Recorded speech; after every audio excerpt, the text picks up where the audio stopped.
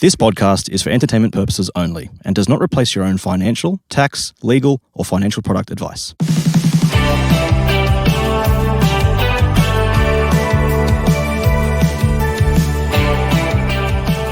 What is one non-negotiable in your life? Now, I'm not talking about a money non-negotiable. It could be a lifestyle non-negotiable. You might say, well, it's a non-negotiable that I don't do overtime on Saturdays because I do polo, or I do fencing, or some other rich person weird sport that no one really does, but it's on top of my mind because I listened to a podcast the other day and Mark Zuckerberg was talking about fencing. We're not only talking about weird hobbies and values, we're talking about you and your money. Today I'm joined by Dev Raga. He's the anonymous host of our podcast, My Millennial Money Medical, and it's a podcast for those who are interested in money and who work in the medical world, and we're going to have a lot of fun. But we can't do this podcast without our show partner, Tal. When it comes to claim time, moving forward isn't always straightforward. Since every person's circumstances and claim can be different, Tal tailors each recovery approach to ensure customers receive the support that's right for them. They're committed to ensuring you understand and feel confident in how Tal will handle your claim, and to make the claims experience as easy as possible. Whatever your journey, Tal's team of claim experts are with you. Tal ensuring this Australian life. And that's just so important because when we build our solid foundations, part of that is a personal protection package for you and your family. And you're basically buying a claim because if the worst happens, you want to make sure financially you're not at a detriment because you can't work or if you died prematurely. Hey, if you do need help with any of that stuff, head to sortyourmoneyout.com, click get help, and I'll be more than happy to introduce you to a quality advisor. Now, before we get into this episode today, it's a long episode for a Tuesday, I know, but whatever, right? We're going to talk about the non-negotiables a little bit later in the community section. This is like a campfire chat with me and Dev. We go deep. We talk about investing in shares. We talk about different ETFs, health insurance, all the good stuff. You're in great hands. I'll see you guys on the other side. And if you don't know who I am, I'm Glen James, and you're listening to My Millennial Money.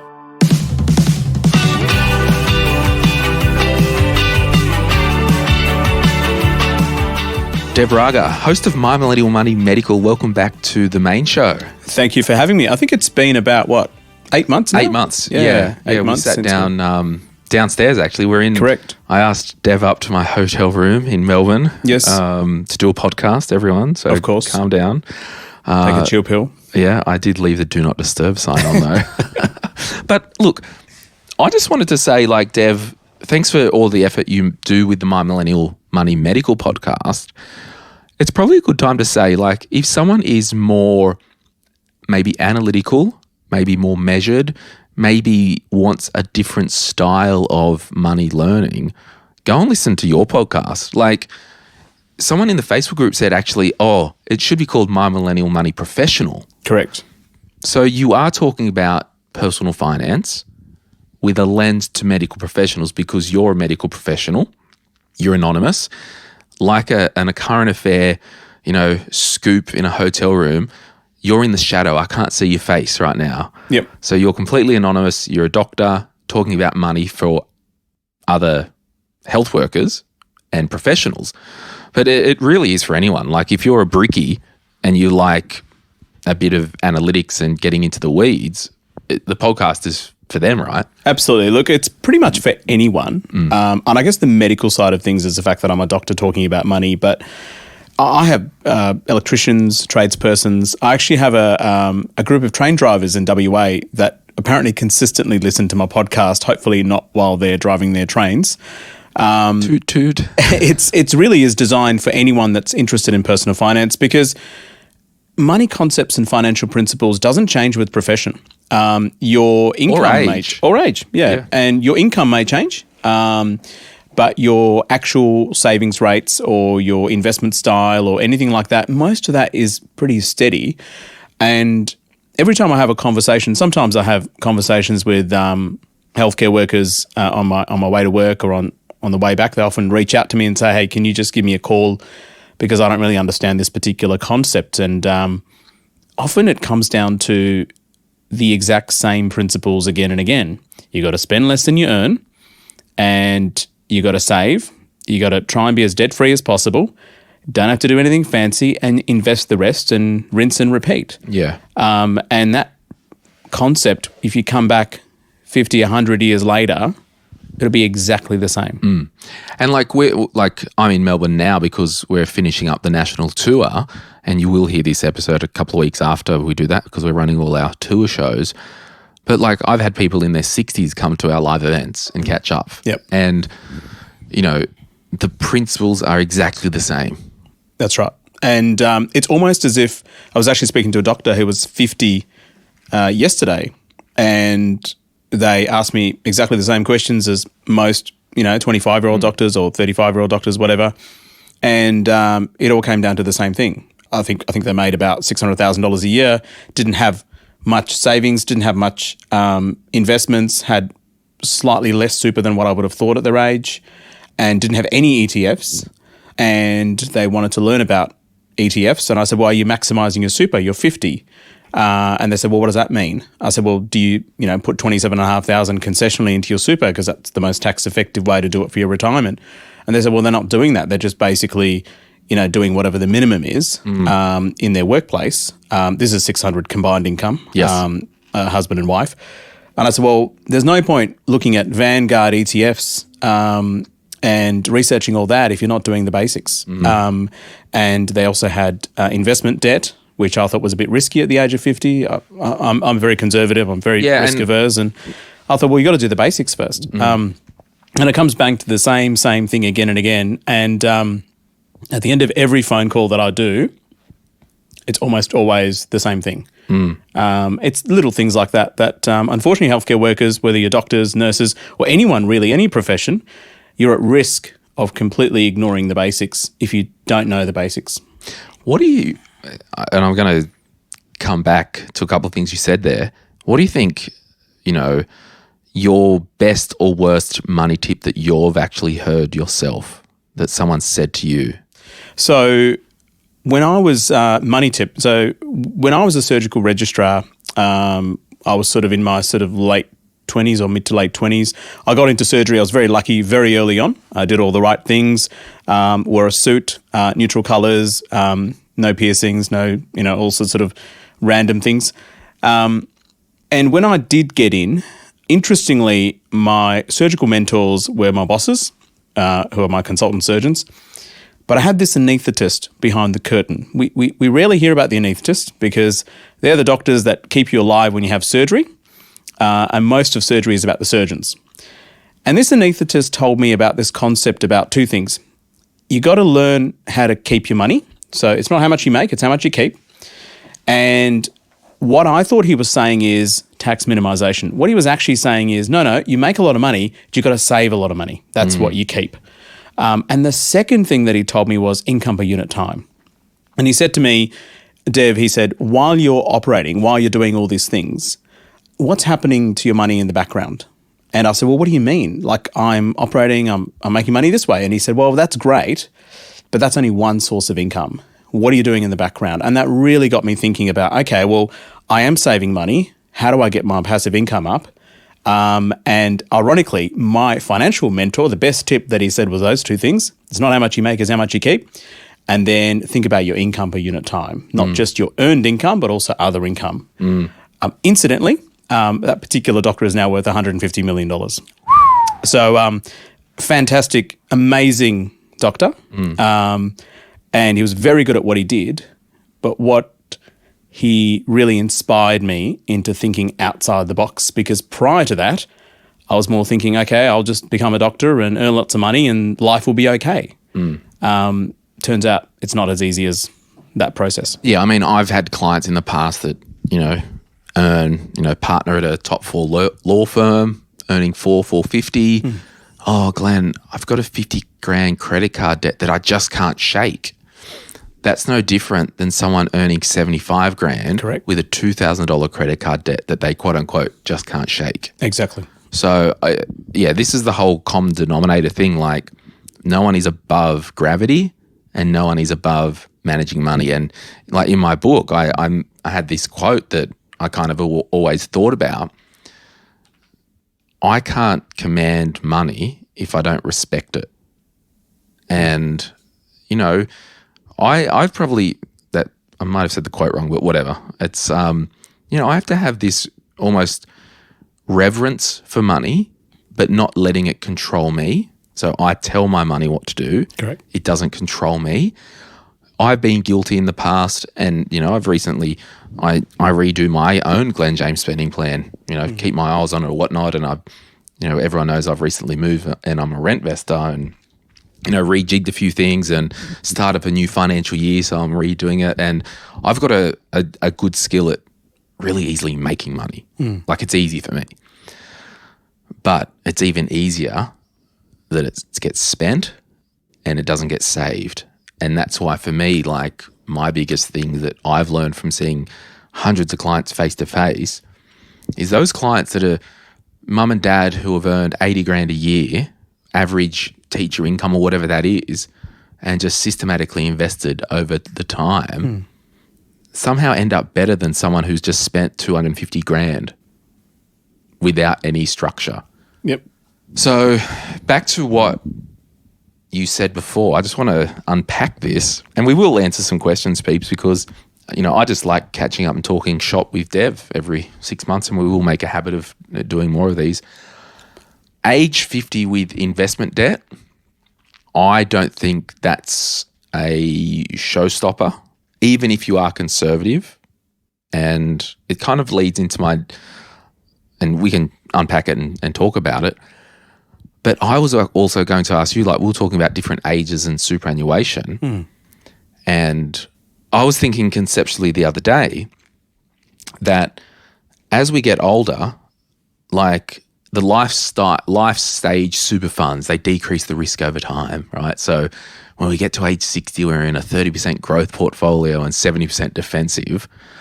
And if I'm 60 years old and my life expectancy is another 20 years, no, I need to understand that I still need my money working for me. I agree. Yep.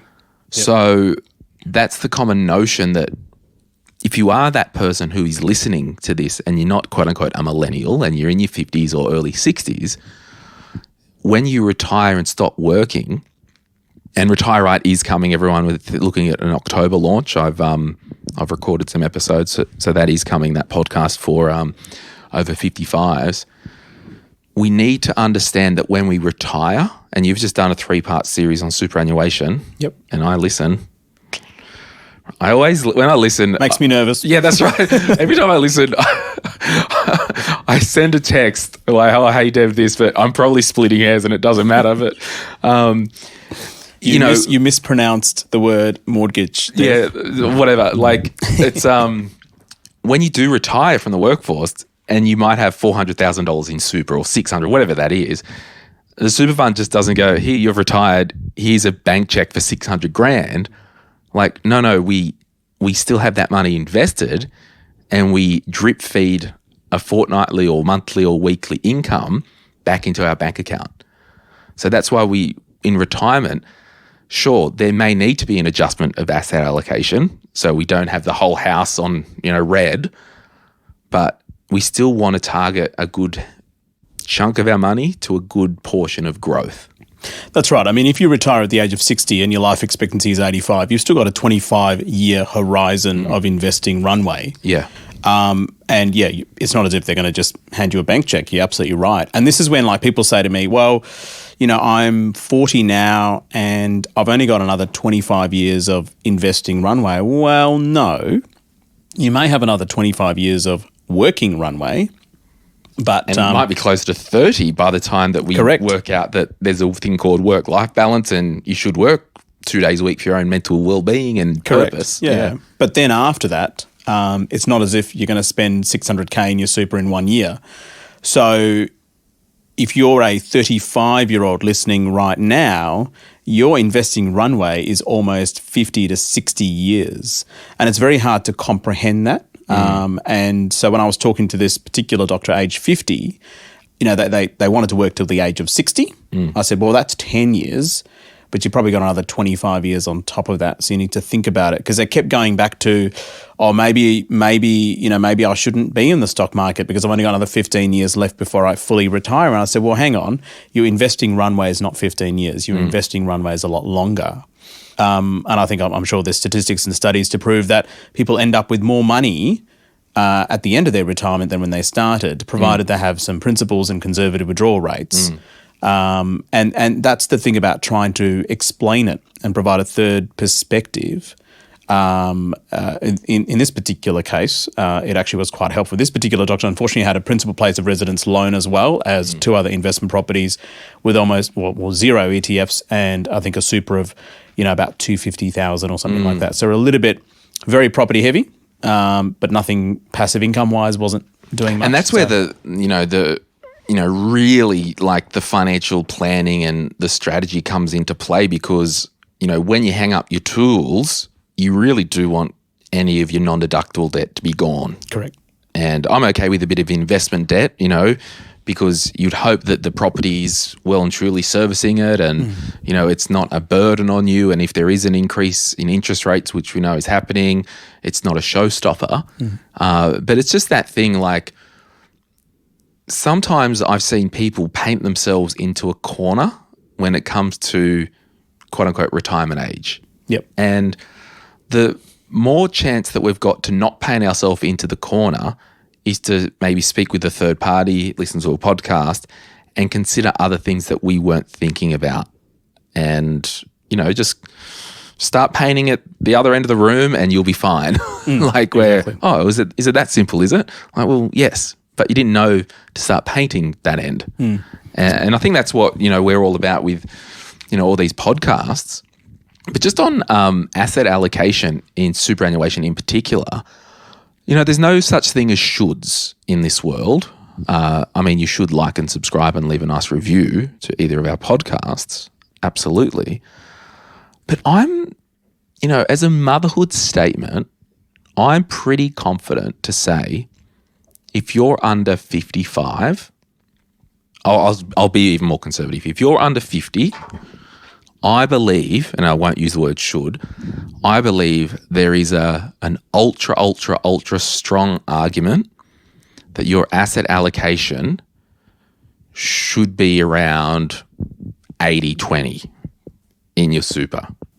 80% stocks or growth? Yep. That's on the proviso that you understand how that all works. And because you can't touch that money for... If you're 50, well, maybe 10 years. Yep. And even that 10-year period is usually more than the suggested hold time for a growth investment. Yes. So, which is 7 years, Which is 7 years. Yep. Actually, look at the standard risk measure, and you probably haven't, but in my book, I did some reviews of different super funds. Yes, I do remember that chapter. And it was just very interesting how some of these funds were behaving like a 90-10 fund with the standard risk measure, which is almost like I think it was APRA said, hey, super funds, you all got to rate your investment options based on one being basically safe as houses, cash, I think 7 or 8 being the highest or the most risk.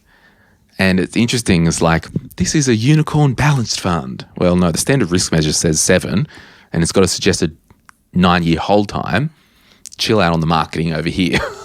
Well, I think the word balanced is it's rubbish. Is used a lot, isn't it? Yeah. And of course, if you're balanced with one fund, and is that the same as being balanced with another fund?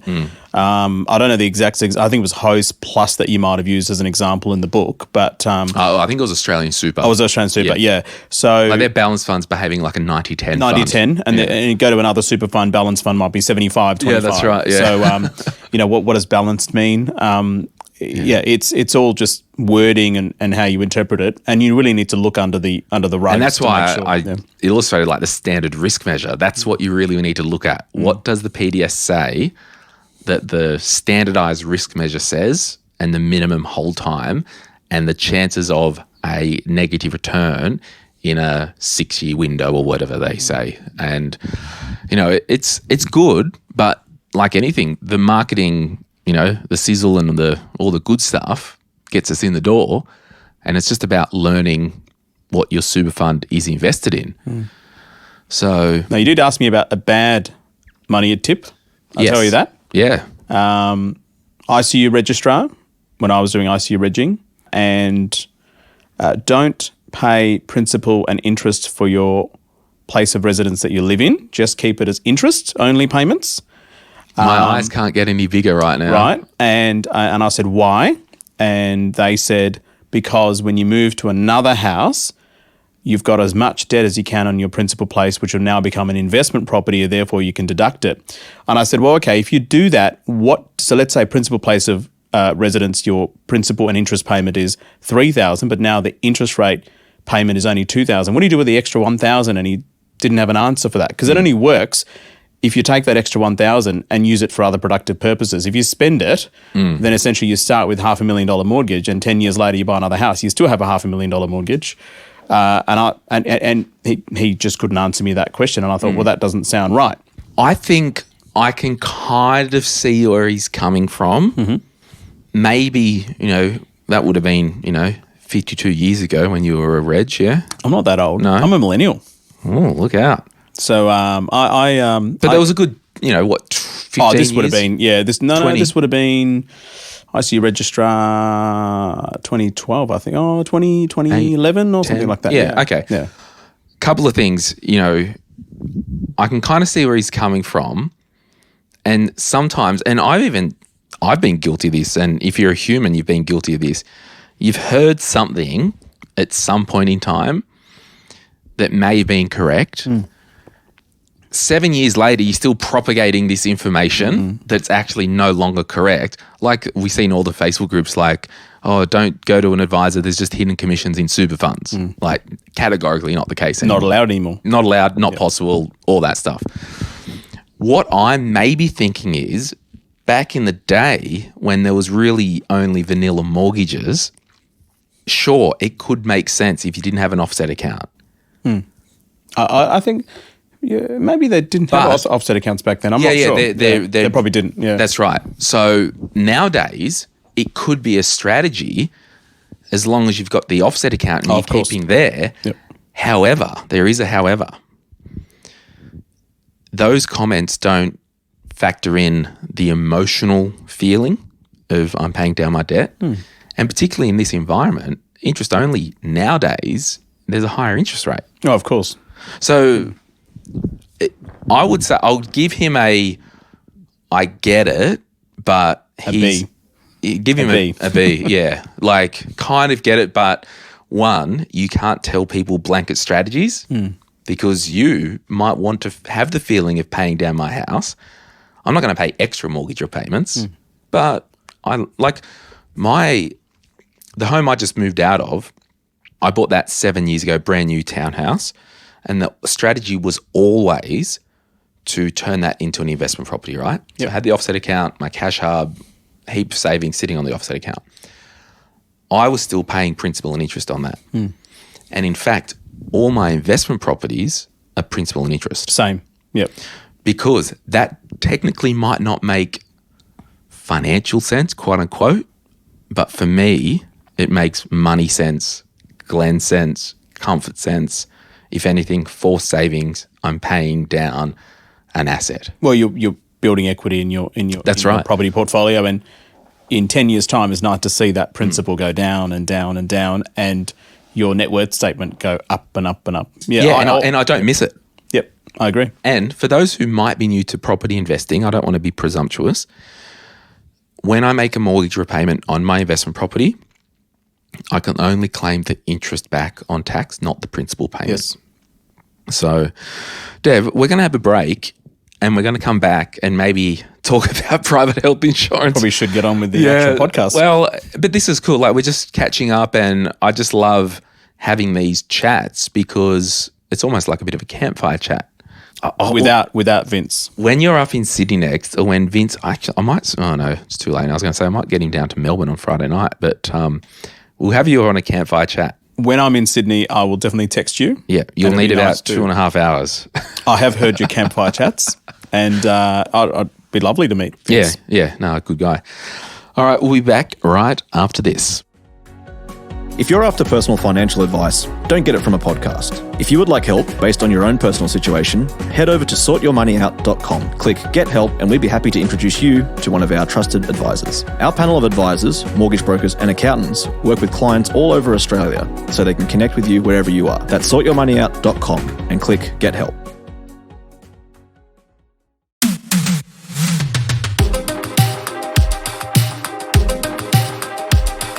All right, everyone, time for the community section of thy week. We asked the Facebook group, what is one non-negotiable in your life? Any there that stand out to you, Dev? I've got the one with the most likes from Aaron Gore. Yep. Who says at least one weekend day is 100% my own. If I want to go to the gym that day, I will. If anyone else needs something, it can wait 24 hours. I don't guilt myself on these days if something doesn't get done. So that speaks to like good personal boundaries, right? Correct. Looking after yourself. This Aaron goes to the gym, which is looking after your health, which is an investment. Beth Good, volunteering, not negotiable. I always do it. Gives me purpose and skills I wouldn't otherwise get. Yeah, I like that. Agree. Timothy Nesbitt Foster, working in a job I enjoy. No amount of money is worth being miserable. Fortunately, I now have my dream job. Now, absolutely true. There's nothing worse, and I have counselled healthcare workers, particularly doctors, who turn up to work miserable. And trust me, you do not want a miserable doctor looking after your health. Or a miserable airline pilot.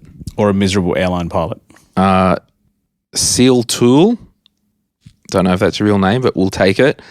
Husband and my Tuesday together. No one or nothing is replacing our day off work together. We don't cover sick leaves. We don't tend to parent appointments. We don't do house chores or anything. Nothing. It's our day to go out for breakfast, walk along the beach with our dogs and just chill. Adrian Filado, spending obscene amounts of money on things I absolutely don't need. That's a non-negotiable, isn't it? Sometimes. Yeah.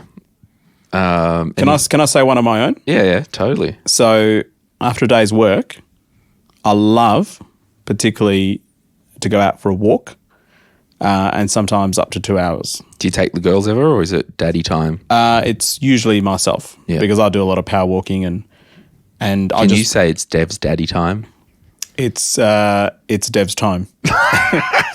I love it, and I just walk, and sometimes it gets quite dark, and my wife just rings me because where the hell are you? You haven't come back home.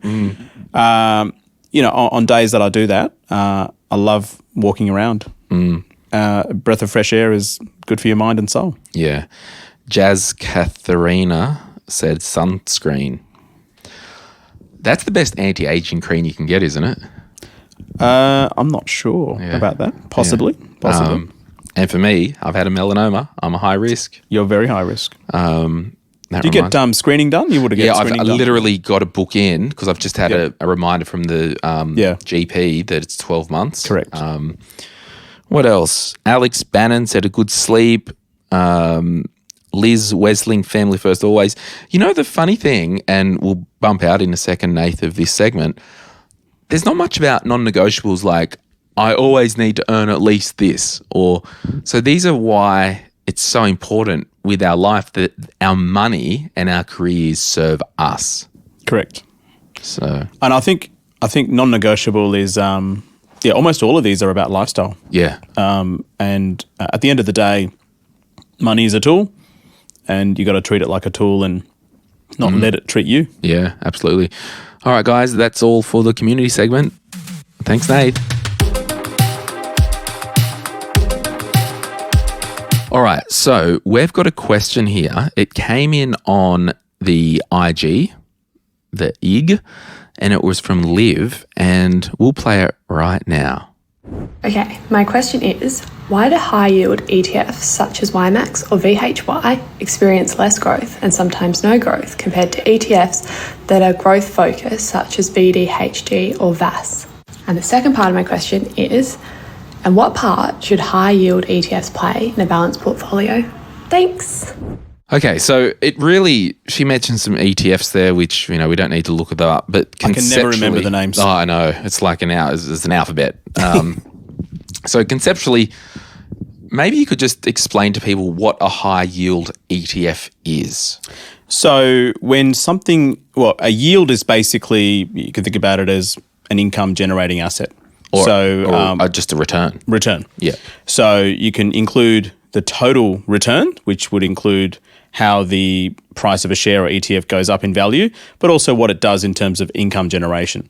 I suspect when Liv mentioned about high yield, I suspect what they mean is high income producing ETFs. And what that means essentially is you can either buy something that doesn't produce any income and you hope that 5-10 years later, whatever you buy is more valuable. Which is a lot of tech stocks in the States. Which is a lot of tech. Well, I think in the United States, a lot of stocks in the US. They're not very high dividend stocks. Most of them, about 2%. 2% is what they generally pay in the S&P 500. Whereas here we're about 4%. Tax environment, isn't it? Correct. Yeah. So you can buy something and say, I don't want any dividend at all. I just want to invest for growth. So, for example. Tesla's a great example where they barely pay any dividend. I don't think they pay any dividends. I'm not sure, but are they making profit yet? I'm not sure. I think they probably are. Yeah, they'd have to be. Great cars, by the way. Yeah. So you can buy a stock or ETF that doesn't pay anything, but you hope that it rises in value over time. So that's a growth ETF. Yeah. Or you can buy something that doesn't really grow much over time, but it pays you an income during that period of time. And generally speaking, when you have a high yielding asset, it's usually containing companies that are well established. And when you have a high growth asset, generally they have companies that are not as well established, although it depends on the country. For example, a lot of well established companies in Australia are growth and produce a high yield. So what I tend to prefer is I take a very balanced approach. I don't say I just want growth. I don't say I just want yield. I want a bit of both because I feel that an investment has to have two criteria. One is when I buy something, it has to have prospects of going up in value over a long period of time. And during that time, it needs to produce an income for me. If it does one or the other, I get very nervous about it being a very speculative asset. What about yourself? It's a fascinating thing to unpack. And what I would say is not every investment is for everyone. I've got a toolbox at home in my garage and I mainly use Phillips head screwdriver and a flat blade screwdriver, maybe some pliers around the home. Did you know that I learnt quite late in life there was actually two types of screwdrivers? Really? Yeah, I actually didn't know. And I actually didn't know. I actually went to Bunnings once and I also didn't know there was two types of light bulbs. Yes. And that's when the Bunnings guy said, what type do you want? And I said, what do you mean? Bayonet or the quite embarrassing, one. Correct. Yeah. But anyway, go on. Next time you're at Bunnings, ask them to show you the left-hand screwdriver arrangement. Right. You'll be very surprised. Didn't know there was a left-handed one. Yeah. No, I didn't know. Which is pretty crazy. Yeah. I thought that was ambidextrous. Yeah. No, okay. Ask them. Okay. Yeah. I won't ask them. No. Has the penny dropped yet? Yeah, it has. I love it. And this is why, if you want technical, matter of fact, go listen to Dev's podcast. I'm not very good at jokes. Yeah. Anyway, so toolbox, variety of different tools available. Even in the Bunnings tool shop. Most of the time, I don't need every type of tool. There could be different times in my life that I do. When it comes to investing and these different ETFs, I think it's important to understand, and you touched on it. So if you look at an ETF, and I'll just be very crude to make an example up, if over the last 2 years, a balanced ETF, Vanguard Diversified Balance Fund, it did a 10% return over the last 2 years or 1 year. Of that 10% return in the reporting, there might be 3 to 4% of that, which is the dividend yield. Yep. And actual capital growth, or, the capital growing, the unit price growing. Mm-hmm. What you may do is, much like if you had a diversified balanced fund and you did a core satellite approach, you might go, well, I want a lithium or the hydrogen ETF or a REIT, real estate investment trust, just as a bit of a satellite. So I've got 90% of my core in a bread and butter vanilla portfolio, and I've just got some satellites of personal interest or whatnot, right? I think, the high yield ETFs, you might use that if you do have a truckload of money and you're living off the income. Mm-hmm. So it's just spitting out to you every quarter and you're living off it. Or you're in, you've got it in superannuation. And when I was an advisor, when we had clients in pension phase, I would do a core satellite and maybe do 80% bread and butter balanced portfolio and 20% in an income managed fund. So it's a high dividend yield. So it might just be heavy in banks, heavy in Telstra, Staples and all that are well-established businesses. And because it's in pension phase and there's no tax, the franking credits basically spit out a cash return, which means the percentage return is much higher than it would be if it was a growth fund.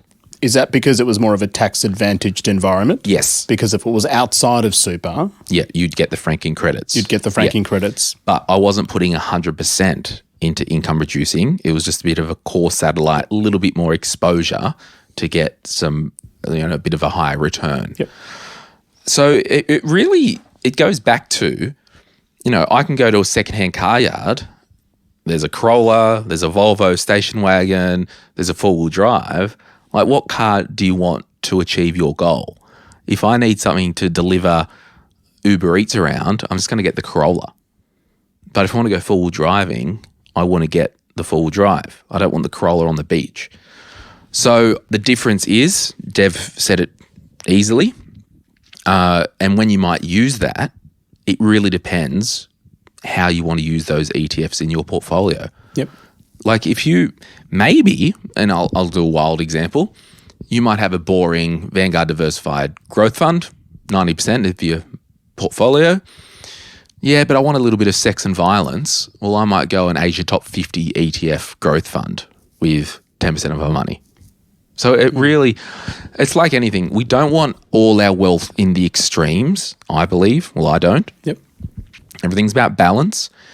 And if you said, I just want a high income ETF, most of the time you're going to run into either lack of sector diversification or country diversification. You might be overweight Australian equities. Correct, because you have a high dividend paying status in this country. Yeah, but on the other, like if we really go down this rabbit hole, I would imagine that a high yielding fund, the unit price would probably be more stable. Yes. And the returns are more stable because it goes back to what you said, well, the unit price probably doesn't increase very much at all. No, but like you look at like ANZ shares, it's basically been the same price for 10 years. Yep. Like good. So, or more. So the returns can be more stable, but the high growth can be more volatile. Yep. Might be a higher return as well. Here's a question for you. Yeah. What do you say to people that say, well, if you invest in high yielding stocks or ETFs, the tax is higher because the way capital gains is taxed in Australia, for example, is taxed at a lower. I mean, basically, it's better to have capital gains because if you have high income during your accumulation phase, that is, and let's say if you've got a tax bracket of 35%, wouldn't that mean that you pay more tax? So I guess my question is, should you take that into account when you choose which ETFs, or should you sort of say, pick the one that suits you, don't worry too much about tax environment? My anecdotal evidence on this, and the same people have questions like, I don't use a managed fund because of the tax drag. I'm like, okay, well, what does that mean? Like, I read it on Reddit. Okay. I think some of these things, when you're splitting hairs, it actually doesn't move the needle that much. And I'd probably say one step further. One, full disclosure, I haven't run projections and A/B tested both of these, because I don't do it myself, I think you'll get a better return focusing on shoveling money into your portfolio and each quarter having your portfolio automatically rebalanced and just playing the tax cards as they lay. Yep. Yeah, that's kind of what I've resolved. I tend not to do things just for tax purposes Exactly. because essentially you're spending $1 and getting 45 cents back. So because a lot of people say that, particularly in the healthcare community, they say, well, tax minimisation, tax minimisation, tax minimisation. If you're paying tax, it's a good thing because you have an income. And haven't we learnt a story in the last 3 years? To have an income is a good thing. So I sort of have the philosophy that tax is important. Tax minimisation is important, but don't let it rule your life, because that's when you end up doing stupid investment mistakes. Yes, the dividends in Australia are taxed a little bit worse off than if you had capital growth, if you don't sell it, for example. But I don't think that in itself should rule how you invest. I actually invest in managed funds myself. And this whole notion that, all the capital growth gets distributed across every unit holder and therefore it's a bit of a tax drag. Yeah, but that's not what managed funds are designed to do. They're not designed to be trading. You're not meant to be buying and selling managed funds all the time. So net inflow into a managed fund, I would have thought would be significantly more than net outflow. This is what I will also say to that question. If you had, for example, the two ETFs, and we'll say Australian shares to keep it apples with apples-ish, Australian shares high growth ETF, Australian shares high yield ETF, right? And you're saying, I'm doing this on the proviso that it's a better tax outcome doing the high growth. One, you're saying that you know what the dividend components are going to be of this portfolio, and you don't actually know that. Yep.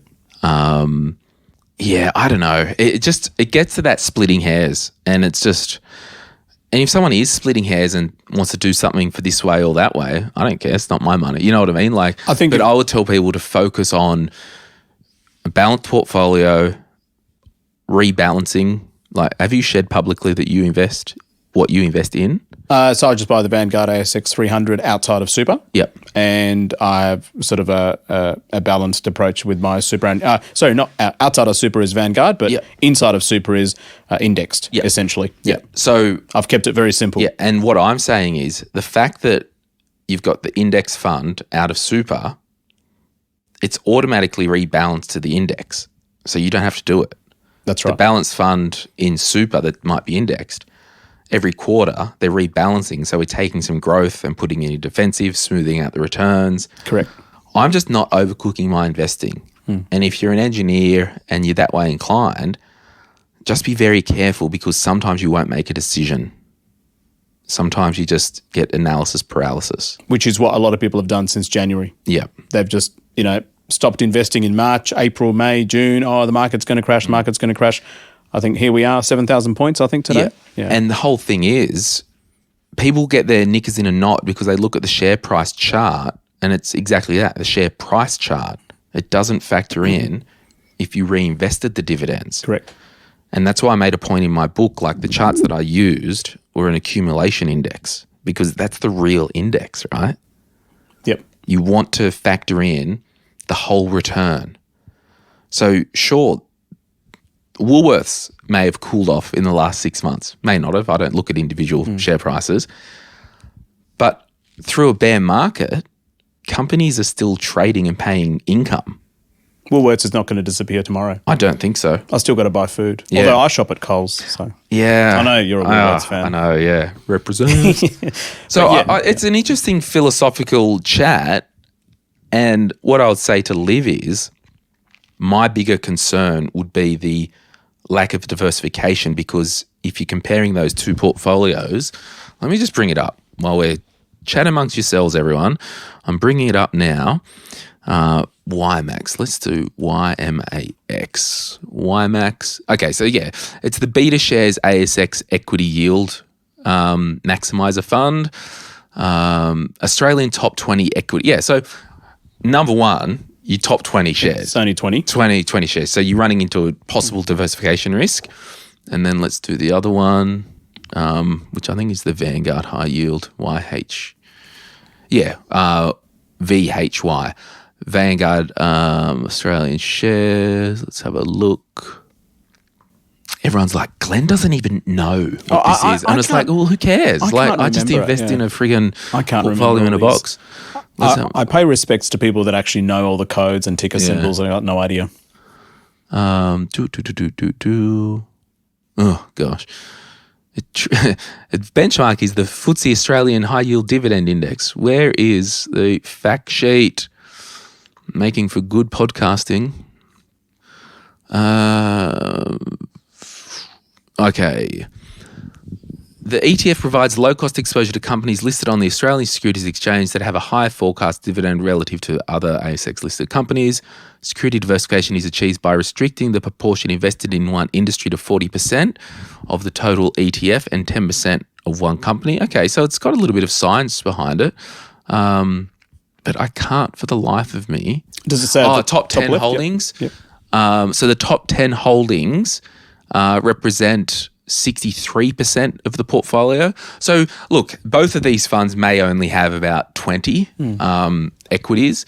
Does it have it at the top left? If you go to the first page on the left-hand side, what does it say? How many holdings does it have? Does it actually say? 70. 70, yeah. Okay, so number one, I like the idea of this fund more than the 20 with beta shares because I've got more exposure and more diversification. Mm-hmm. And it's Vanguard. Well, hey, full disclosure. Full disclosure. They did sponsor an episode and they did some thing, and I do hold Vanguard. So do I, everyone. Yeah, if Beta Shares wants to sponsor the podcast, you know my number. They actually do. But no, I honestly think it is more of a question of, do we want Liv to put $100,000 of her money into 20 equities that's high growth? She might want to do that. I'm not saying that she can't. All I'm saying is I want you to understand basic rules of diversification. And would I think, and I'll talk, if I had a brother, I don't have a brother, I've got a sister. If my brother that I've made up comes to me and says, Glenn, I've got $100,000 to invest. What do you reckon? We go down the simple risk and return spectrum. We don't want him just to put $100,000 in CBA Woolworths. I would hypothesize that we don't want to put $100,000 just in Australian equities. You know, we do have home bias, and Australian stock market's fantastic. A lot of quality companies here, but I would want to see some diversification offshore. Now, the world's a big place. So I think it is more of a diversification thing and understanding where these fit. Now, and we've been talking about this question for about 20 minutes, so Liv, you're welcome. Not advice, general. Some good discussion points. Some great discussion points. I actually think it is more of a, Liv, what's your bread and butter core portfolio? What is that? It could be DHHF. There you go, V shares. Yep. It could be VDHG, could be VDGR, whatever that is. Then your bread and butter core portfolio. And do you know what I love about this question? Liv's actually keen on investing and understands high yield, high growth concepts. And she's like, well, how do they fit into a portfolio? And I honestly think it is this core satellite thing. And Liv, I wouldn't care if you did 80%, 90% in your bread and butter core and put a bit of money in both of these. If you're interested in them. Because if that small percentage in these satellites keeps you in the game and interested, we're all winners, baby. And it may act as a cushion for your returns over time. Yeah. Which is what high yield does, doesn't it? Yeah. Well, but you less. just need to know that the high yield will be more volatile. High yield will be more volatile? Oh, sorry. Less volatile. Less volatile, Yeah, so she might use it as a cushion. Sorry, yes, you're right. Did you want to re-record that? No. You happy? Yeah, always happy, Dev. It's been a long day. It's been a long day. So Liv, agree with Glenn, pick something that you like broadly and then take a little bit of money and do something that you like on the side if you want to. Can I go one step further? One step further. what are we doing with the dividends out of the high yield ETF? So I'm a great advocate of if you don't need the money, then reinvest it. And mine's all automated, so I don't need the money now. Is it DRP? Like DRP? Yeah. All the way. And it's really nice to log in every quarter if you wanted to and have a look at that DRP. Is your shoulder sore? No? Oh, thought it might have been rolling in all your money. No, not yet. Not yet. My job is to try and crack a joke to see if it lands on you. I haven't rolled in my money yet. Yeah. Because I haven't seen it because it's all been reinvested. Exactly. But hopefully not too long to go for that moment, I think. Yeah. Yeah. But yeah, I mean, I'm probably, if I was live in these satellite situations, I'm taking distributions out of the satellites and putting them into the core. Fair enough. Yeah. Manually every quarter or whenever. Yep. Yep. Can you be bothered talking about private health insurance, or do you want to do a full episode on it and just send people over to your podcast? Because I'd rather that. Whatever you prefer. All right. Well, we've probably got 10 minutes left. Let's. I don't mind. What do you want to do? So there was a question about Medicare levy, I think. Yeah, let me open that. Well, just talk amongst yourselves, everyone. Nathan will just put some little thinking music on. And then I'm just going to search Dev in the Facebook.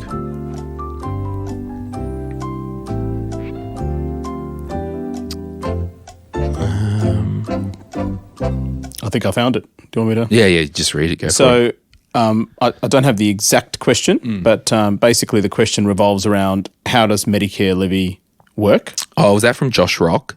I think so, yes. Yeah. So I think when it comes to private health insurance and Medicare levy, I think there are 4 things that people need to understand really well. Number one is they need to understand Medicare levy, what it is, and that's 2% of your taxable income. Not really your gross income. So taxable income is gross income minus deductions. And most people pay that unless you have no eligibility for Medicare. So if you're a foreigner in this country and don't have access to Medicare, then you're not charged the Medicare levy. Fair enough, because why should you subsidise the public health system? I think very low income earners don't pay that. So you've got to have a threshold for that. And I don't know what the exact threshold is. And that's basically was designed as an extra tax on people to support the public health system in addition to income taxes. Now, that was introduced, I'm not sure, some years ago now, and that stuck. And you'll see that in your returns every year. The second thing you need to understand is Medicare levy surcharge, the so-called MLS. Now, not everyone pays that extra tax.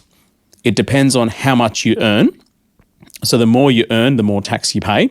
And it varies between 1% to 1.5%. So 1%, 1.25%, 1.5%. There's a base, there's 3 tiers. And for single income earners, I think it starts at around $90,000. And for family income, I think it starts around $180,000 and goes up to $280,000 roughly. So essentially, if you don't have private health insurance and you make that much money, then you'll be slugged another 1 to 1.5% on top of the Medicare levy. And that levy, surcharge, was designed to promote uptake of private health insurance. But it is not designed for people to go and take out minimum private health insurance, such as just extras. You must have hospital cover. You may have extras if you want to, but you must have hospital cover because when you think about it, that's how you're going to offload the public health system. Now, if you don't have private health insurance, you pay that surcharge on top of the levy. If you have private health insurance, you don't pay that surcharge depending on how much you earn. Now, the third thing that people need to understand is when you take private health insurance, you're entitled to a rebate. And that was introduced, I think, in the late 90s, John Howard's era.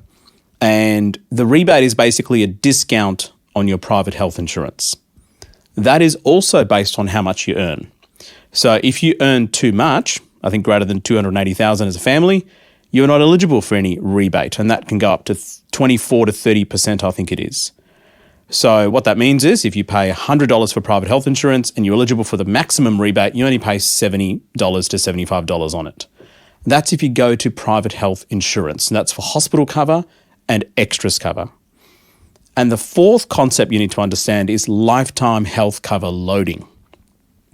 This was introduced because they wanted to make sure that young people take on more private health insurance, because when you take any type of insurance, you're transferring the risk. So you don't want to end up with a situation with sicker people taking on private health insurance, which is kind of what happens in the United States, where your health insurance premiums are crazy high. I mean, my cousin pays $30,000 a year. Whereas in Australia, How much, sorry? $30,000 a year in private health. And so we want younger people to take up private health. So what they did was they said, before you turn 31, July the 1st, on the year that you turn 31, if you take up private health insurance, then that premium for your age remains flat for the rest of the cover. Whereas if you don't take private health insurance by the time you turn 31, then every year the premium will rise 2% at least. Now, up to 10 years. Up to 10 years. Yeah. So the maximum it can go up to is 20% from your base premium. This is on top of the yearly private health insurance premium rises that the private health insurance do. So this is in addition to that. So those are the four things that you need to understand. The other thing that people need to understand is just because you've got private health insurance doesn't mean that you are not paying fees to the doctor or to their allied healthcare worker, etc. So what a doctor charges is based on what their expertise is.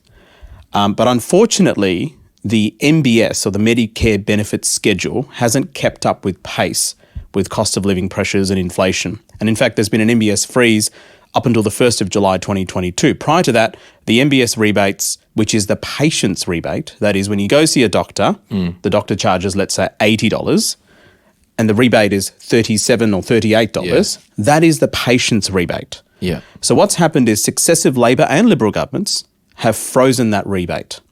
But of course, utilities have gone up, wages have gone up, inflation's gone up over the last, I think it's 2014 when they introduced the freeze. Commercial rent. Everything's gone up. Yep. So therefore, practices, whether it be allied health practices, dental practices, medical practices, non-GP specialist practices, they've had to increase their fees because they've got to start paying people. Superannuation guarantee has gone up from 9% to, what is it now? 10.5%. Yeah. So all of those costs have to be covered. And therefore, the rise of healthcare has gone up. Now, essentially what the government has done is they've charged people Medicare levy 2%. They've also charged them the surcharge if they're eligible. On top of that, they've discreetly and by stealth introduced this gap fees for people that don't realise that their rebate has been frozen. And therefore, that's a third healthcare tax, which is by stealth, and which is what at the moment is a real debate online and in the media about bulk billing rates and all that sort of stuff, because it's just not sustainable to bulk bill people because these practices are small businesses. Yeah, I think the fallacy is if you're a functioning adult with an income, this will offend a lot of people. Don't bitch and moan if your doctor doesn't bulk bill you. It's tricky because I think... Can I just say, we say stuff from our experience and all that. Of course, yeah. So my experience is I'm going to a professional GP, my GP been to him for a long time, 15 minutes, sometimes it's more, sometimes it's less. Sure, I pay my $88, I'm getting 40 back. Yeah, I can afford that. Yep. And I value him as a professional. Yep. I mean, yeah, that's just my view. It might not resonate with a lot of people. It's tricky because had the MBS rebate been kept up with inflation, then it wouldn't be $40 or $38 or $39 what it is today. It would have been closer to $60 and your out-of-pocket expense would only be $20. So, and I think most healthcare workers, whether you're a doctor, nurse, allied health worker, pharmacist, doesn't matter. I think most healthcare workers would say that people have a right to healthcare no matter what their financial status is. And I think what's happened over the years is that things have crept up. And this is not a new issue. It's been an issue that's been on the, alarms have been sounding for a number of years, just like everything else. What happens, infrastructure and all that sort of stuff collapsing or health system collapsing, whatever it is. But now it's become so obvious that a lot of private practitioners, general practitioners and allied healthcare workers and specialists, non-GP specialists, cannot keep up with the costs that are rising. And if we want to, and you probably have to go very shortly, but like, if we want to camp on this issue, the private health system, so, you know, had my wrist done in July, private, go there. The private healthcare system in Australia is heavily subsidised by the government. Yes. So it's a hybrid model. You know, if I keel over here and I've got chest pains, you're not calling Melbourne private, are you? No. So it's a true hybrid system. And I think my observations are seeing a GP who's 9 times out of 10 is a self-employed small business owner. No, almost, yep. Yeah, maybe 10, 9, high. Yep. He's a small business owner. The local GP is now a hybrid system. Yes.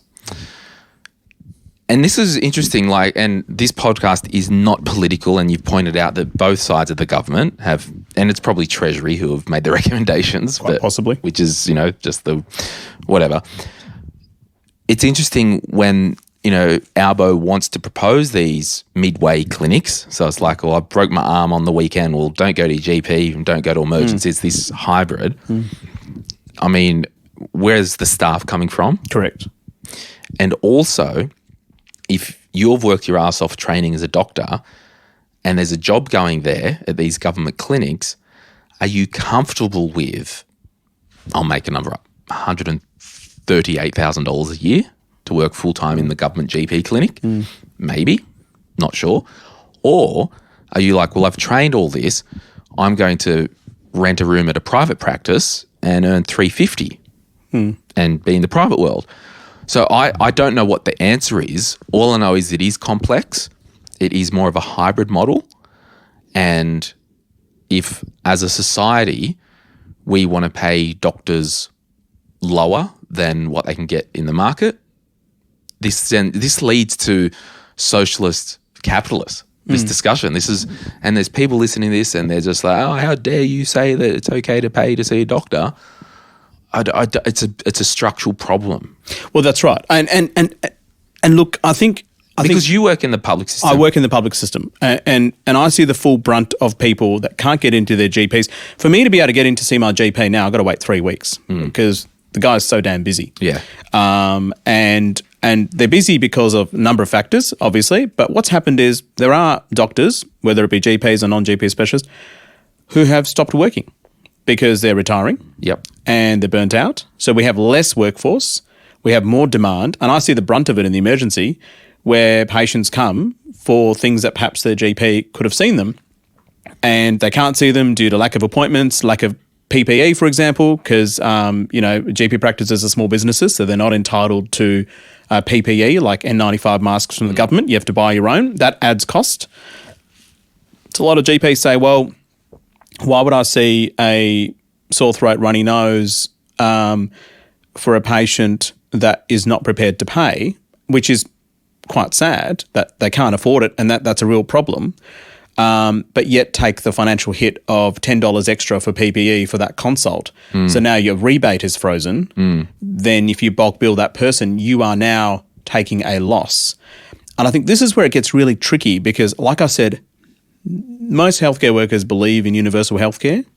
I don't think anyone should go without. And I think push comes to shove, 99% of doctors, nurses and allied healthcare workers will bulk bill their patients if there's a real financial need. Yeah. And this is, the aged care, pension card holders and healthcare card holders and all that.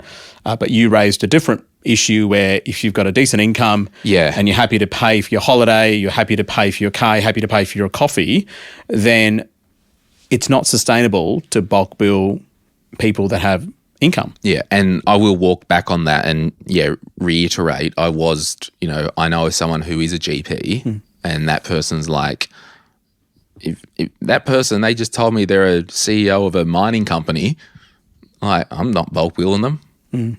But the next patient comes in who's a pensioner or it's a child or, I'll bulk bill, absolutely. Yep. But I think it goes back to us as the individual with our responsibility of how we conduct our individual affairs. And if Glen James with his income walks in and demands, I've got my doctor here, if I demand Dr. James there, say, oh, hey, mate, I want to be bulk billed today, he'd be like, that's fine. You're no longer my patient. Well, I don't know what the situation would be, but it wouldn't go down well. It would be unusual for a financial podcaster talking about investments and money to be asking a professional to bulk bill. Yeah. Now, you have every right to ask, and likewise, they're a small business. They have every right to say, well, hang on, it's not really fair because I've got the next patient who's a pensioner and a low-income earner that needs to be bulk billed. I will say, I've just logged into Hot Dog here while we're talking about this. Next available appointment in 8 days. So super busy. I can remember 15 years ago, next day you could get in to see your doctor. Correct. But I will say, you pay for convenience. There are clinics in my area where it's a rock up, bulk bill. Yep. You might have to wait an hour. You might have to wait 2 hours. Yep. There's plenty in Melbourne like that. Getting less and less due to all the stuff that we've talked about. But yeah, I just want to, it goes back to personal responsibility. If I kicked the door down to my doctor and said, I demand to be bulk billed, that says I'm an asshole because I don't value him as a professional and I've got the money. Yeah, and you wouldn't say that to a lawyer. No, that's right. Yeah. And it's interesting how when it comes to health, we tend to think that. And I think, to be honest, push comes to shove. If you ask a doctor or allied healthcare worker, hey, can you reduce your costs for me?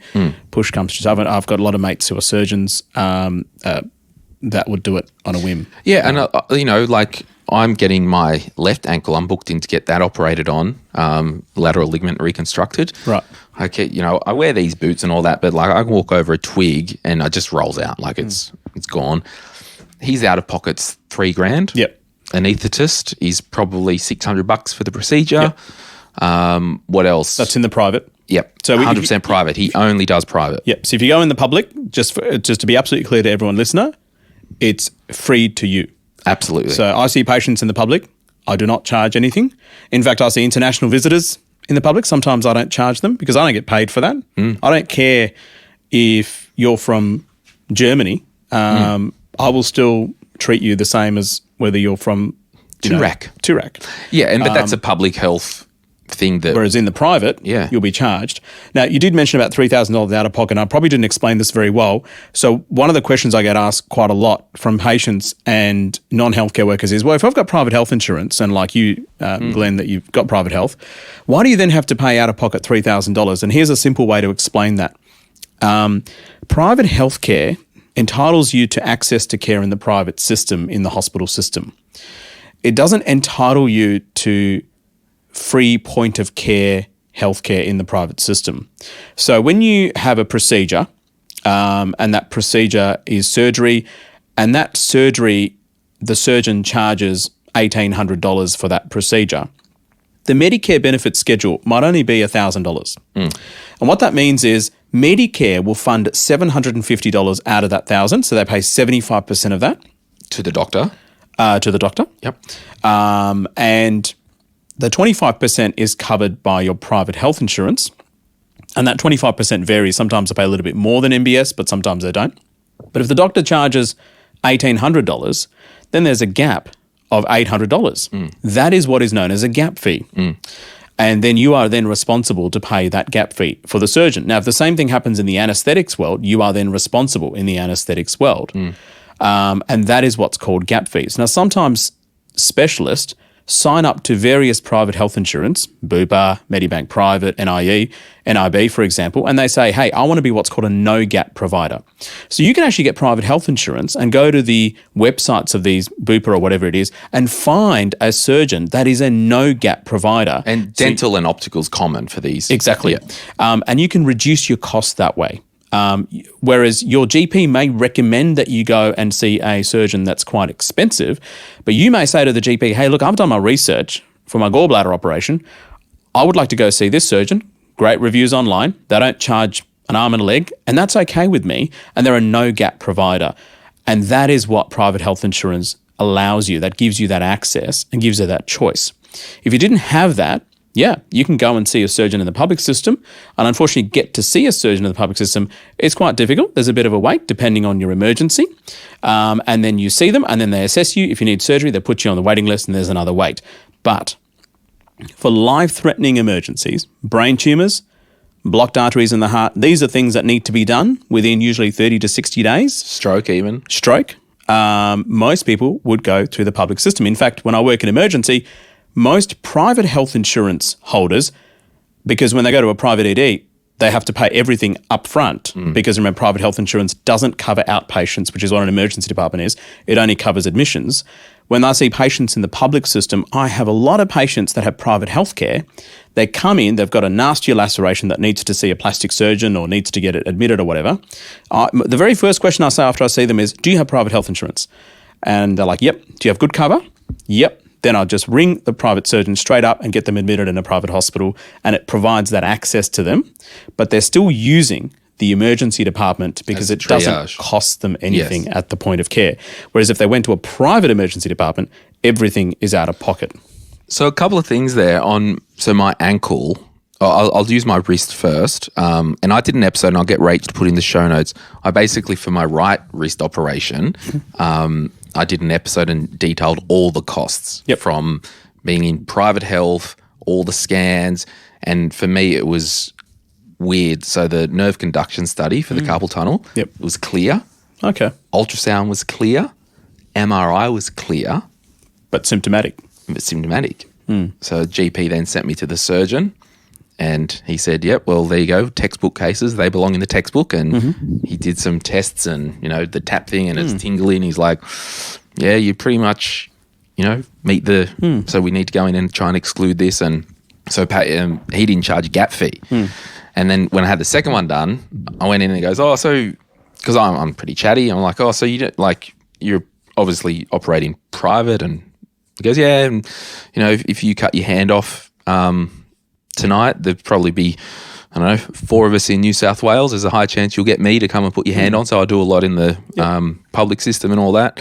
But I said, oh, so why don't you charge me a gap out of pocket? And he said, oh, it's half our job. It's just bread and butter. I don't need to gouge. Basically, I'm paraphrasing. It might be considered gouging because he gets paid from the health fund and Medicare.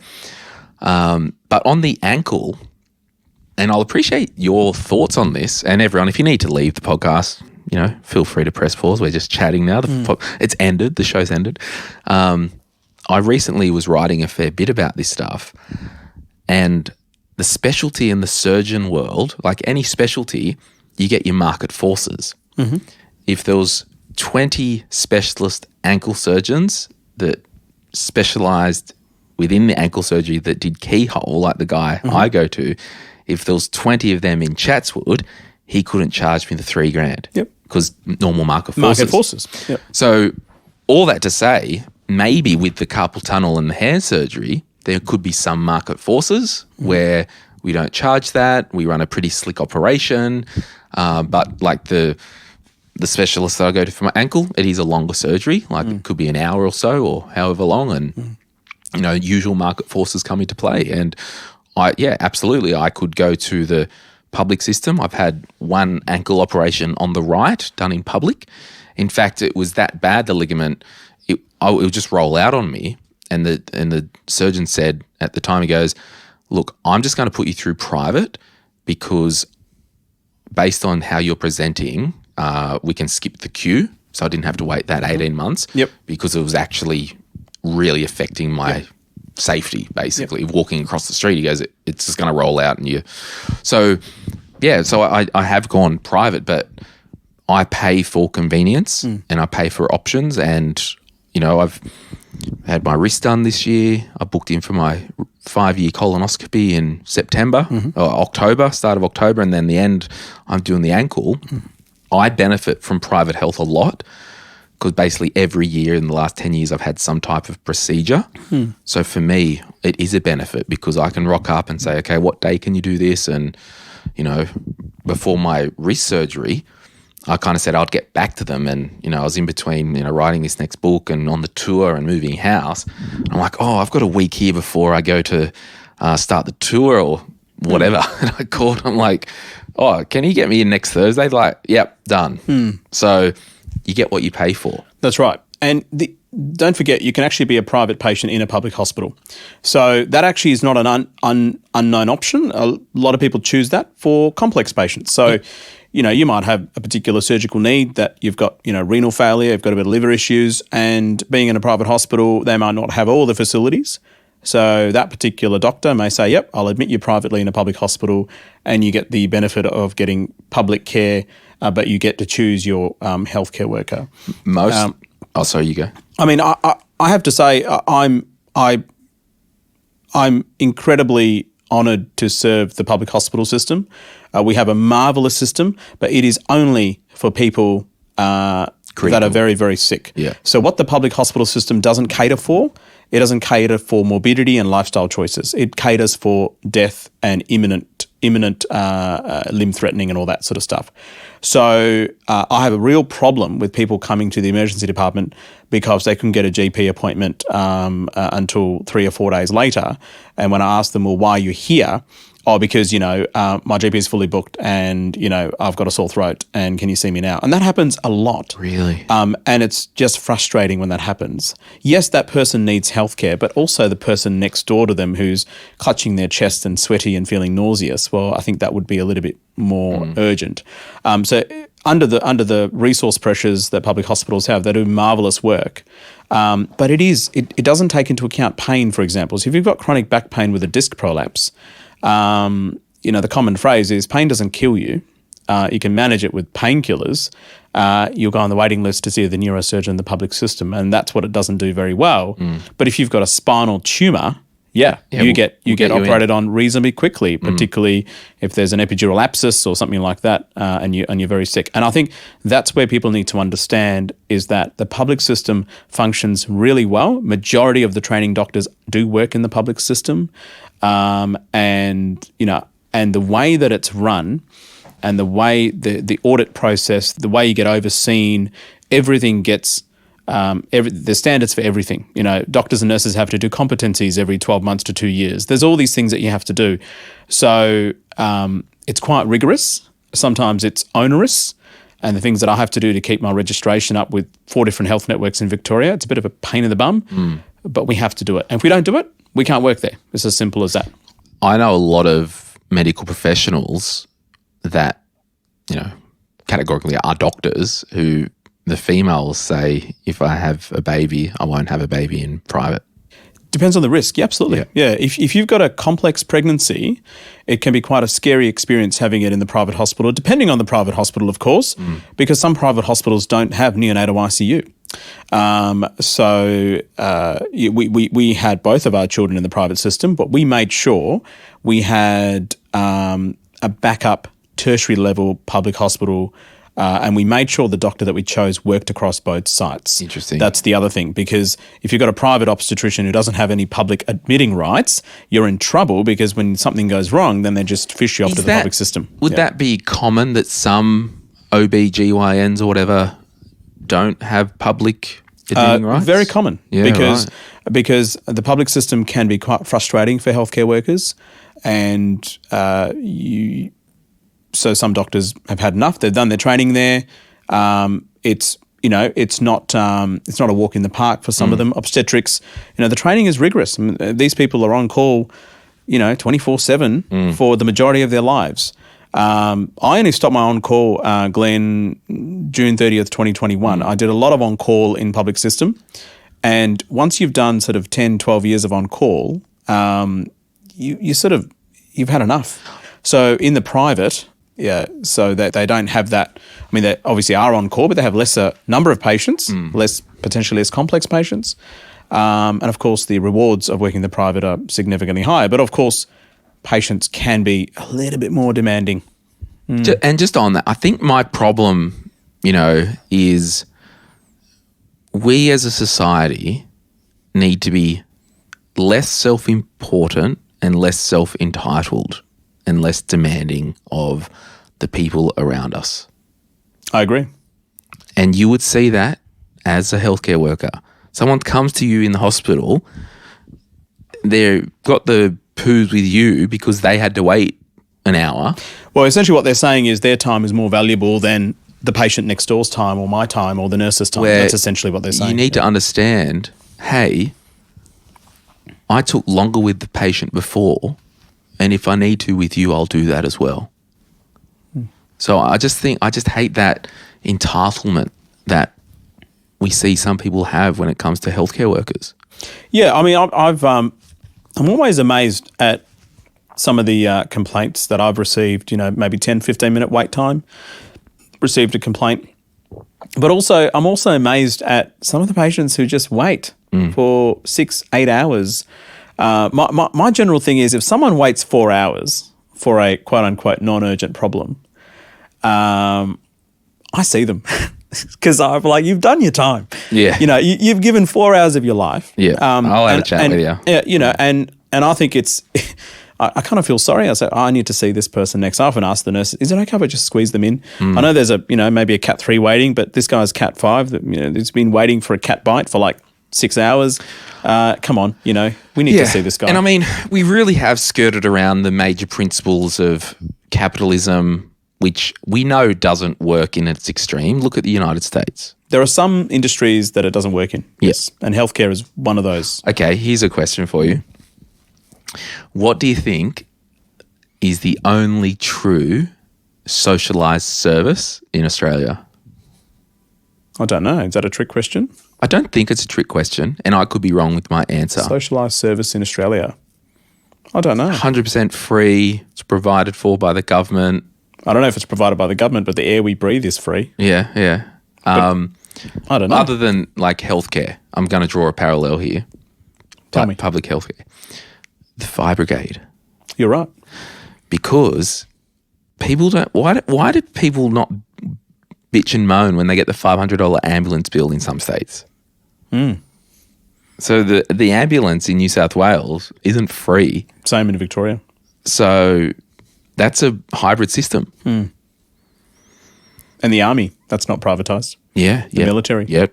Prisons. But the fire brigade. Yep. And they're all paid. Some of those fire brigade, God bless you, are paid more than some of these medical doctors that are. Oh, yeah. Anyway. The pretty risky job. Yeah, I had true. 98 green Magna burst into flames on the M80 several years ago. You know what you call that? You deserve that for having a Magna. Well, it was, look, that served me through my internship, residency, registration. Did it have a million Ks on it? Million Ks on it. Yeah. And it just caught fire in the western suburbs, M80 on the way home at 11 o'clock. And the Caroline Springs MFB was just on the corner, and they came and put out the fire. And that's when I actually found out that the MFB was a free service because I offered to pay them. And they said, no, this is a free service. And I said, wow. Yeah. That's fantastic. And I think there are some things that should be like that. You can't privatise fire services. Healthcare, I have a little bit of a soft spot for public healthcare. Yeah, and so in your career, and this is going to full circle back to the segment we talked about, non-negotiables and values, for you, earning, I'll make a number up, just make a number up, earning $1 million a year in private practice and having the empire with doctors and it clearly hasn't been your true north, is it? Are you saying you're content with what you do? Sure, work sucks some days. Everyone goes through that, but yeah. So look, I'm on a pay-as-you-go employee. Yeah, I get a steady wage, and I have a steady job. And ironically, during COVID, my income increased because healthcare workers were in short supply. Yeah. Whereas if you're a private anaesthetist or a surgeon in March, April 2020, it would have been a holiday. Your list was basically cancelled. So that's the risk that they take, and that's the risk that I take. But yeah, I mean, I could. That's the risk reward spectrum 101, isn't it? That's right. You want certainty, might be less return. Correct. I was actually in private practice right. for some years prior to all this, and I just got frustrated with the whole accounting side of things and the BAS statements and this and that, and I migrated to public work. And that's a value play as well. Can't be bothered doing that crap. Correct. After hours. Yep. And there's a lot of, for people that are not healthcare workers, there's a lot of private healthcare workers dentists, doctors, allied health workers after hours that is unpaid, answering phone calls from patients, checking results. All of that is not billable. Having family conferences with aged care families often happens after hours. That is not billable unless you privately bill the family, which no one would pay. So there's a lot of extra work that they do after hours that most people don't realise. Whereas for me, I do a 10-hour shift and I'm clocked off. Home. See you later. Yeah, and it probably does sound like that I've got a bit of a grievance with people treating medical people like crap sometimes, and that entitlement thing. And don't forget our nursing colleagues who cop so much abuse. It's ridiculous. And like I've got a lot of, and that's why, I really loved your podcast and wanted you to join our world. And, we gave away, I think like 150 grand worth of online courses for medical people at the start of the year. And because nurses run the freaking hospitals and they're so overworked. And they overworked, underpaid, and continuously get stuffed. Yeah. And, healthcare workers in general, but nursing staff. Look, two things my boss told me when I first became an intern. Make sure you don't piss off the ward clerk because they're really important in your life, and don't piss off the nurses. You're allowed to piss off your boss as a doctor, but don't piss off the nursing staff because they are so integral to the healthcare system, and they cop a lot of abuse, and it just irks me. And that's why I get irate, because I do have a lot of medical professionals close in my life, and I hear the stories of the amount of time doing reports for a court case or something like this and not getting paid for it. And I'm like, for me, on what planet do you work for free? And this planet, for a lot of medical workers. Well, that's right, yeah. And so, it blows my mind. Fun fact. Yeah. We're probably over time, but fun fact. We're about 30 minutes over time. Yeah. But if you take a Centrelink form to your doctor and get them to fill it out, that is not billable under the Medicare benefit schedule. So that's why a lot of doctors won't do it, because they say, I can't bill unless you pay me privately. And of course, if you're filling a Centrelink form, it's a low-income earner that can't afford to pay the private fee. It's a lose-lose. It's a structural system, so the Medicare doesn't fund that, and a lot of patients don't understand that. I didn't know that when I first started. I was actually quite surprised. How's that even possible? Centrelink requests the medical report, but Centrelink won't pay. Well, that's a bit weird. Yeah. And expecting the patient to pay. I'll finish with a funny story. I once...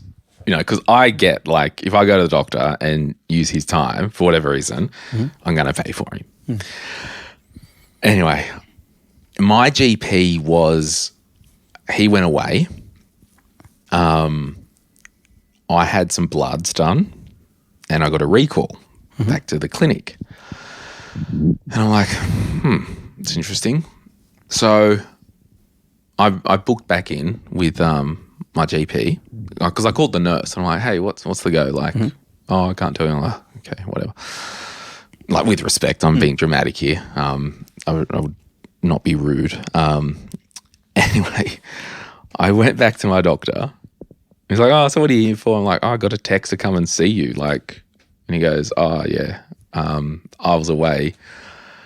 And it was like my vitamin D was... I was going to say that, yeah. Yeah. Was it vitamin D? Yeah, low. But I'm talking like, what's the band, like from 12 to... I think it's got to be greater than 50 or something. Yeah, it was like 49. So it ticked the asterisk thing.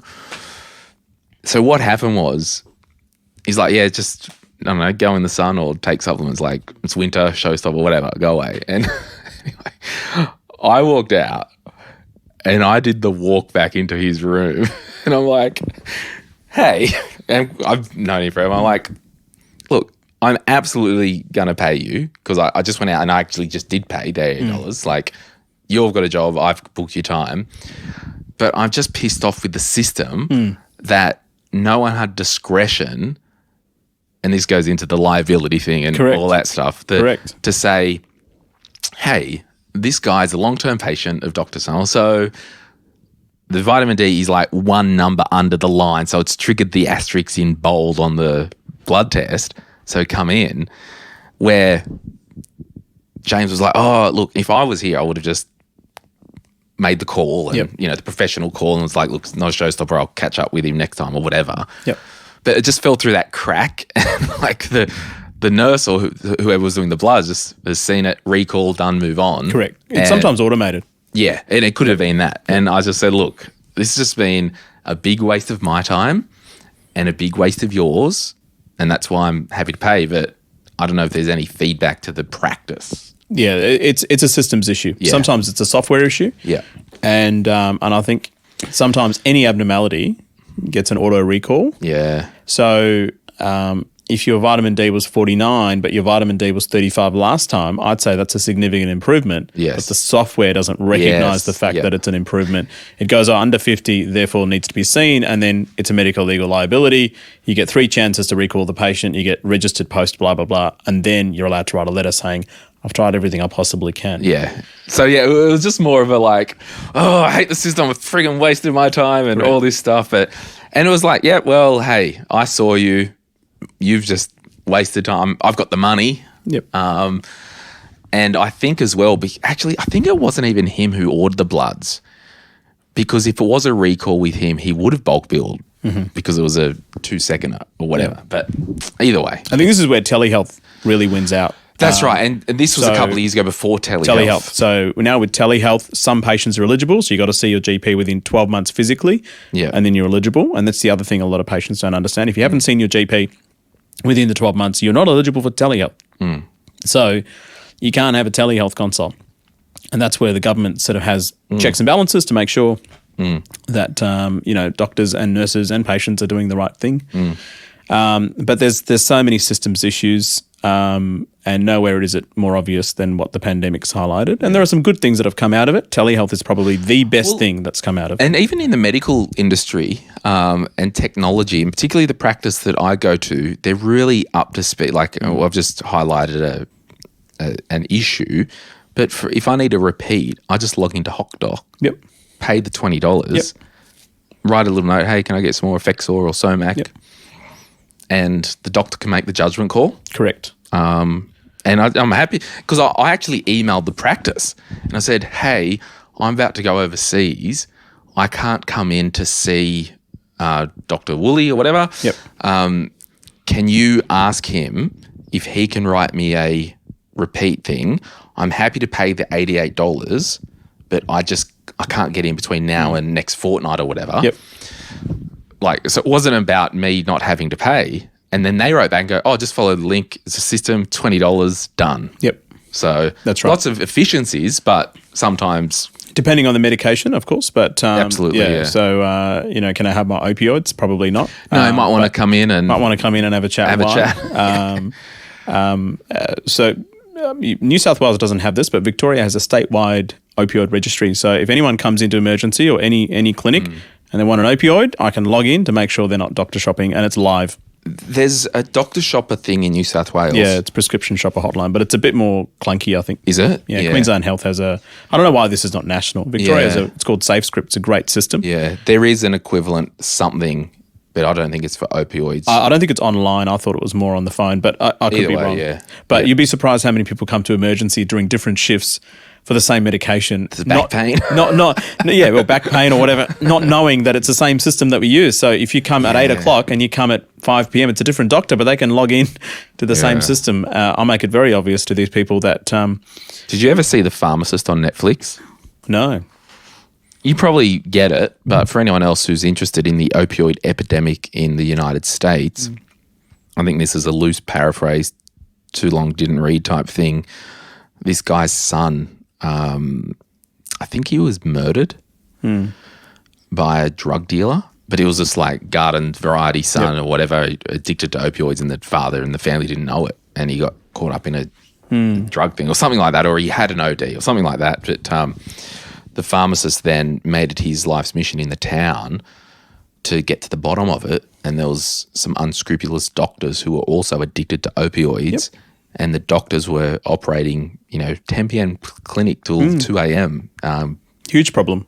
There's actually an app for that where you can actually check out the street value of some medications. Wow. In Australia. Gosh. So I think in America the issue is feedback is a huge problem. So if you went to the private ED and you don't get what you paid for, then the patient can make a complaint. And therefore, often there's this sort of subtle pressure on the doctor or the nurse to do what the patient wants. Whereas in Australia, we don't really have that problem yet, although I think it is getting worse. But it's pretty hard to pin someone down in Australia if they've done the right thing by the guidelines. Yeah. And if you just follow the rules and regulations and guidelines, it's pretty hard to pin you down, although it has happened. This is how wild it is in the States, right? Like every second ad is a drug ad. So it's like the lifestyle things of Nan and Top there. And they're allowed to advertise specific medications, yep. And they say, ask your doctor to consider Lyrica. Yeah, that's right. Like, give me a break. Do you know what that stuff does? Like, it's just so ridiculous. That's right. And then, like, it's like the last 30% of the commercial is them telling all the side effects. Correct. This may cause diarrhea, this, that. But weirdly, in the States, if you're a financial advisor, you can't have a client testimony on your website. It's against the law. But you can as a doctor? Possibly. Well, you can advertise. Drug companies can advertise. How interesting. Yeah. How wild, right? So they're more stricter on the financial advisors than they are on healthcare.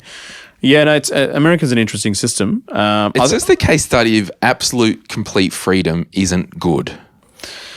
They've got some huge problems there. I've got a lot of medical colleagues in the US. It's actually cheaper for a US citizen to board a flight to Australia and pay full cost for their knee replacement than it is to have it in there. And they probably get a better outcome. But that's the same reason why we go up to Thailand to get our bloody hair plugs, isn't it? Well, that's for cosmetics. Yeah. If you need heart surgery or something like that, it's probably cheaper to come down under than it is. So any American listeners. But if you get complications and you're a private paying patient here, you have to pay out of pocket. Yeah. So there's risks. There's always risks. Yeah. But I think it's insane to get a hip replacement. There's like 100K or something ridiculous. Yeah. Whereas here it's probably 30K or something like that with comparable outcomes. Yeah. Anyway, that's the most thing. We've gone way off track. But hey, if you're still listening, thank you so much for hanging around. We didn't solve many of the world's problems, but we had a try. We went from money to lifestyle to healthcare to socialism to values, and you can't just talk about money. You know, we're very fortunate in our lives to have a decent amount of income, and we're generally healthy. Both being males, we have access to things that some other people might not. So, but it's important to keep at the back of our minds that there are some people who don't have that privilege and luxury, and that's in the money world, that's in the life world, that's in the health world, that's in the social world, and that's what I like about having a bit of a campfire chat about all these issues, because hopefully people have understood about money in this episode, but also about some of the nuances of healthcare, which they might not have understood before. And I do say all my like over-the-top comments knowing that the median income of the listener of My Millennial Money is earning $91,000. Which is significantly higher than the Australian income, I think, isn't it? Yeah. The Australian median, 60-odd? 60-something, yeah. Yep. I say everything with grace, and, you know, I sprinkle some salt everywhere. So it's, You've got a relatively educated audience in terms of finances. Yeah, and so income as well. If you're part of the My Millennial community or any finance community, you're already ahead of the curve. Yeah. Already ahead. And if you just started and found it, and you've got a lower income and you're just getting started and you might be in debt, the fact that you're listening is the start of a process. So life is like a big ball of rubber bands. Every rubber band is an issue and everything's just plunk together. So we'll leave it there. Do you drink red wine? I don't drink any alcohol. I'm one of those, no, we don't. So I'm a teetotaler. Alcohol. I don't drink either. Well, I don't drink wine or beer. I don't drink any alcohol. Oh, you don't? No. Oh, right. Yeah. No. I was going to give you this free bottle of wine that the hotel gave me. Oh, right. It's a De Bortley. It's a 2021 Shiraz. I'll give it away at the event on Friday night as a door prize. That would be fantastic. We're a bit boring at our household, unfortunately. Yeah, so am I. You can listen to Dev Raga over on My Millennial Money Medical. Other than that, we'll see you next time, Dev. Thank you very much for having me, and hope you have your wonderful stay in Melbourne, which, as you know, is the greatest city in the world. Is it? Is it? Nah, it's pretty good. Ending with a controversy. Yeah, okay, bye.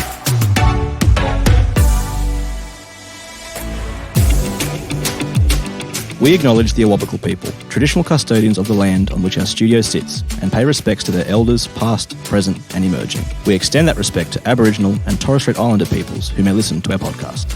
My Millennial Money supports a variety of charities, and we encourage you to consider giving as part of your overall financial strategy. If you would like some giving options, or if you're unsure about which charity you can support, head to mymillennial.money/charities for more info. This podcast is for education and entertainment purposes. Any advice is general financial advice only, which does not take into account your objectives, financial situation, or needs. Because of that, you should consider if the advice is appropriate to you and your needs before acting on the information. If you do choose to buy a financial product, read the product disclosure statement, target market determination, and obtain appropriate financial advice tailored to your needs. SYMO Interactive Proprietary Limited, the publisher of the podcast, and Glen James are authorised representatives of Money Sherpa Proprietary Limited, which holds financial services license 451289.